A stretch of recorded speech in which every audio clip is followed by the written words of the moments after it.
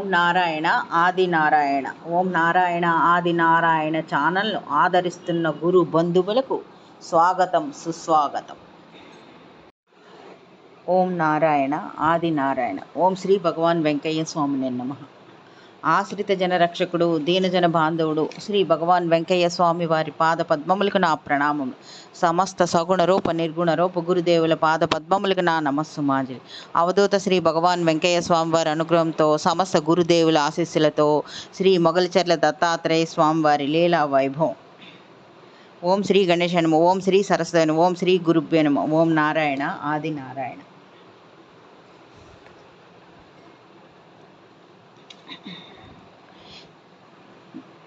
ఈ దంపతుల పేరు నారాయణ స్వామి, వారి భార్య పేరు హేమలత. వీరు కర్నూలులో ఉంటారు. వీరు రెవెన్యూ డిపార్ట్మెంట్లో పనిచేసి రిటైర్ అయ్యారు.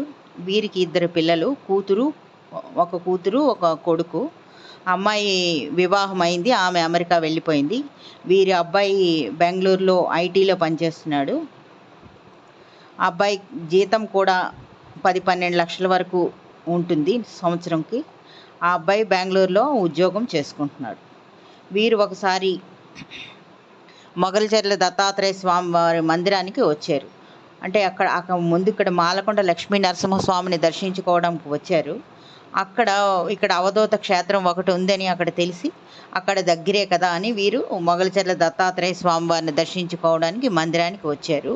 ప్రసాద్ గారిని సంప్రదించారు.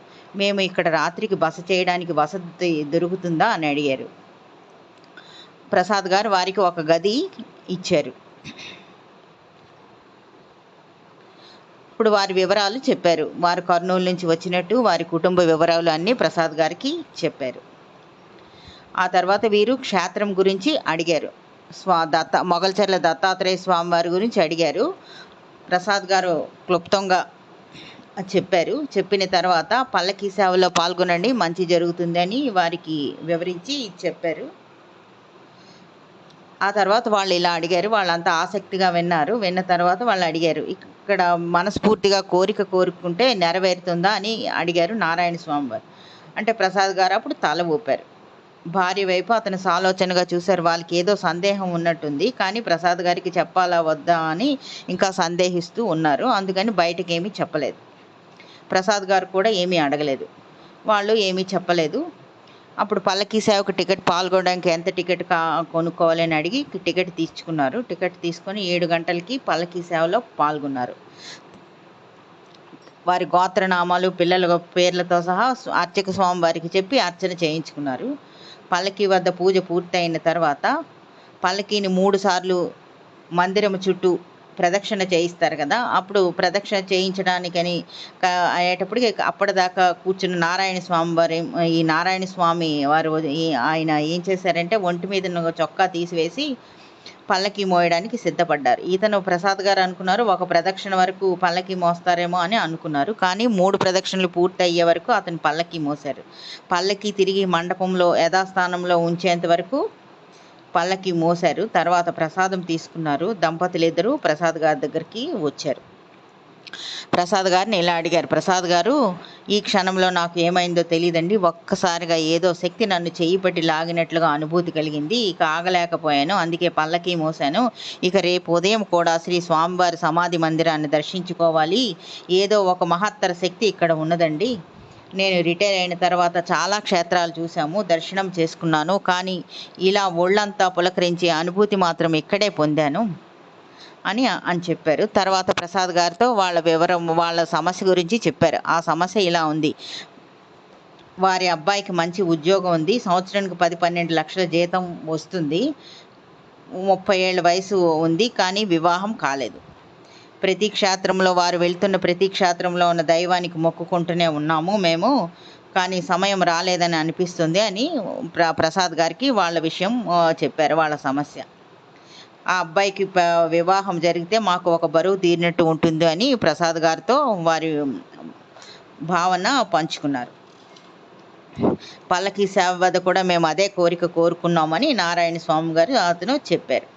మరుసటి రోజు ఉదయాన్నే 5:30 కల్లా భార్యాభర్తలు ఇద్దరు మందిరంలోకి వచ్చారు. స్వామివారి ప్రభాత పూజ, సేవలు, హారతి, విశేష హారతి అన్నీ శ్రద్ధగా వా- సే హారతి దగ్గర ఉండి స్వామివారిని సేవించుకున్నారు. ఇద్దరు వెళ్ళి స్వామివారి సమాధి మందిరాన్ని మొగల్చర్ల దత్తాత్రేయ స్వామివారి సమాధి మందిరం దర్శనం చేసుకున్నారు.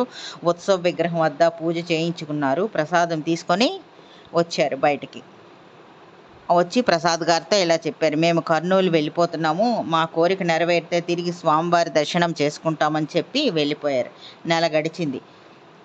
ఆ నారాయణ స్వామి హేమలత ఇద్దరూ వచ్చారు. ఇద్దరు ముఖాల్లో సంతోషం తాండవిస్తుంది. మొగల్చర్ల నుంచి వెళ్ళిన వారానికే వారి అబ్బాయికి పెళ్లి సంబంధం రావడం, మరో వారానికల్లా ఆ సంబంధం కుదరడం చకచక జరిగిపోయిందట. ఏకంగా అబ్బాయి పెళ్లి శుభలేఖ తీసుకొని వారు వచ్చారు. స్వామివారి వద్ద ఈ శుభలేఖ నుంచి పూజ చేయించుకొని, అంతా స్వామివారి కృప, వివాహం తర్వాత నూతన దంపతులను ఇక్కడికి తీసుకువస్తాము, ఇంత త్వరగా మా కోరిక నెరవేరుతుందని అనుకోలేదు, పల్లకి సేవలో ఇంత మహత్యం ఉందండి అని చెప్పి వారి భావన పంచుకొని వెళ్ళిపోయారు. ఇంకొక లీల, అది 2009వ సంవత్సరం జూన్ నెల, ఆ రోజు గురువారం. అక్కడ గర్భగుడి చుట్టూ, అంటే అప్పుడు 2009 ఆ టైంకి మొగల్చర్ల దత్తాత్రేయ స్వామివారి గర్భగుడి చుట్టూ గ్రిల్లు అది ఏమీ ఉండేది కాదు. శని ఆదివారాలు భక్తుల తాకిడి ఎక్కువగా ఉంటుంది కాబట్టి అక్కడ తాళ్ళు కట్టి భక్తుల్ని కంట్రోల్ చేస్తూ ఉంటారు. మిగిలిన రోజుల్లో ఇంకా నియంత్రణ లేకుండా ఈ మొత్తం భక్తులంతా లోపలికి వచ్చేసి గర్భగుడిలోకి వచ్చేస్తూ ఉంటున్నారనమాట. అది దానికోసం ఈ భక్తుల్ని కంట్రోల్ చేయడానికి, ఈ అసౌకర్యాన్ని నివారించడానికి ఈ సిబ్బంది నాగేంద్ర ప్రసాద్ గారితో ఇలా చెప్పారు, గర్భగుడి చుట్టూ ఎటువంటి రక్షణ లేదు, సో ఏమైనా గ్రిల్ పెట్టిస్తే బాగుంటుంది, భక్తులంతా లోపలికే వచ్చేస్తున్నారు అని చెప్పారనమాట. చెప్తే అప్పుడు నాగేంద్ర ప్రసాద్ గారు అన్నారు, ఆలోచిద్దాము, ఇది దానికి సుమారు ₹1,00,000 వరకు ధనం కావాలి, సమయం పడుతుంది, టెంపరీగా ఏమైనా తాత్కాలికంగా ఏర్పాటు ఏమైనా చేద్దాము అని అన్నారు సిబ్బందితో. అది జరిగినది జూన్ నెల 2009 గురువారం. ఆ మరుసటి రోజు ఆదివారం, ఆ తర్వాత గురువారం తర్వాత వచ్చే ఆదివారం నాడు ఎప్పట్లాగే గర్భగుడి చుట్టూ తాళ్లతో కట్టి భక్తులు లోపలికి రాకుండా ఏర్పాటు చేశారు. ఉదయం 9 గంటలప్పుడు ఒక పెద్ద ఆయన, అతని భార్య, కుమారుడు వచ్చారు. స్వామివారికి అర్చన చేయించుకొని తిరిగి వెళ్ళి ముందు వైపు ఉన్న మండపంలో కూర్చొని వాళ్ళలో వాళ్ళు ఏదో మాట్లాడుకుంటున్నారు. కొద్దిసేపటి తర్వాత ఆ దంపతులు ఇద్దరు మెల్లిగా ఒకరి ఆసరాతో ఒకరు లేచి ప్రసాద్ గారి దగ్గరికి వచ్చారు. ప్రసాద్ గారి దగ్గరికి వచ్చి ఇలా అడిగారు, శ్రీధర్రావు గారి అబ్బాయి ఇక్కడ ఉన్నాడని విన్నాము, కొంచెం మాకు చూపుతారా అని ప్రసాద్ గారినే అడిగారు. అప్పుడు ప్రసాద్ గారు నవ్వి, నేనే పెద్ద ఆయన, నాతో ఏదైనా పని ఉందా అని ప్రసాద్ గారు అన్నారు. అంటే అప్పుడు అతను అన్నాడు, నువ్వేనా, కనుక్కోలేకపోయాను, నా పేరు మాలకొండయ్య, ఈమె పేరు ఈశ్వరమ్మ, మాది ఒంగోలు దగ్గర ఓలేటివారిపాలెం, మేము వేమూరి వాళ్ళం, మీ నాయనగారు ఇక్కడ నిర్వహణ చేస్తున్నప్పుడు తరచూ వస్తూ ఉండేవాళ్ళం, మీ నాన్నగారికి నేను బాగా పరిచయం, ఇప్పుడు వయసు మీద పడ్డ తర్వాత ఇక్కడికి రావడం తగ్గిపోయింది, మొదటి నుంచి ఈ స్వామిని మేము నమ్ముకుని ఉన్నాము, అన్నీ సక్రమంగానే చూశారు ఆ తండ్రి, ఉన్నంతలో మేము నలుగురికి పెట్టే స్థితిలో ఉన్నాము అని అతను గురించి వివరాలు చెప్పారు నాగేంద్ర ప్రసాద్ గారితో. ప్రసాద్ గారిని అడిగారు, నీ పేరేంటి అని ప్రసాద్ గారిని అడిగితే ప్రసాద్ అని నాగేంద్ర ప్రసాద్ గారు చెప్పారు. 3 ఏళ్ల క్రితం వచ్చినప్పుడు అప్పుడు నువ్వు ఇంకా బాధ్యతలు తీసుకోలేదనుకుంటాను, మీ నాయనే చూస్తూ ఉన్నాడు, అప్పుడు మేము అంటే అతను మళ్ళీ ఆయన ఇలా చెప్పారనమాట, నీ పేరేంటి అని అడిగిన తర్వాత మళ్ళీ ప్రసాద్ గారితో ఇలా చెప్పాడు, 3 ఏళ్ల కిందట మేము ఇక్కడికి వచ్చినప్పుడు అప్పుడు నువ్వు ఇంకా బాధ్యత తీసుకోలేదనుకుంటాను, మీ నాయనే చూస్తూ ఉన్నాడు, అప్పుడు మేము శ్రీ మొగల్చర్ల దత్తాత్రేయ స్వామివారిని ఒక కోరిక కోరుకున్నాము, ఆ కోరిక నెరవేరితే గర్భగుడి చుట్టూ ఉన్న మండపానికి గ్రిల్ తయారు చేయించి పెట్టిస్తామని అనుకున్నాము, స్వామి మమ్మల్ని చల్లగా చూశాడు, మేము అనుకున్నది నెరవేరింది, కాకుంటే మేమే ఆలస్యం చేశాము, నెరవేరింది కాకపోతే మేమే ఆలస్యం చేసాము, నువ్వు పని వాళ్ళని పిలిపించి ఎంత అవుతుందో లెక్క కట్టించి చెప్పు, ఆ డబ్బు నేను ఇస్తాను అని అన్నారు. గ్రిల్ తయారు చేయించి బిగిద్దామని ఆ మాలకొండయ్య గారు అన్నారు. ఇంకా ఆశ్చర్యపోవడం తప్ప ఇంకా ఏమి చేయగలిగింది ఏమీ లేదు కదా. గ్రిల్ గురించి ఇంకా అప్పటికి పూర్తిగా ప్రసాద్ గారే నిర్ణయం తీసుకోలేదు, కానీ శ్రీ స్వామివారు మాత్రం వెంటనే నిర్ణయం తీసేసుకున్నారు. ఇక ఆలోచించడానికి మనమెవరము, కేవలం వీళ్ళతో మాట్లాడడానికి ఒక సాధనం మాత్రమే అని అనుకున్నారు ప్రసాద్ గారు.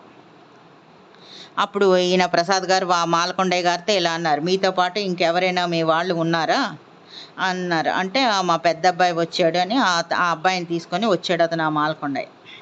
వాళ్ళని కూర్చోబెట్టి ఇలా చెప్పారు.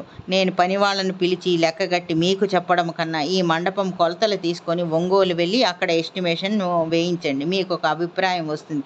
దాన్ని బట్టి ఇక్కడ పని వాళ్ళతో మాట్లాడదాం అని అన్నారు ప్రసాద్ గారు. ఈ సూచన వాళ్ళకి కూడా నచ్చింది. అప్పటికప్పుడే కొలతలు తీసుకొని వాళ్ళు వెళ్ళారు. మరో 2-3 రోజుల్లోనే ఒంగోలు నుంచి పని వాళ్ళని వెంట పెట్టుకొని వచ్చారు. వెల్డింగ్ మిషన్లు తెచ్చుకొని మందిరం వద్దే ఉండి 1 వారం రోజుల్లో గ్రిల్ తయారు చేసి బిగించి వాళ్ళు వెళ్ళిపోయారు. ఓం నారాయణ ఆది నారాయణ.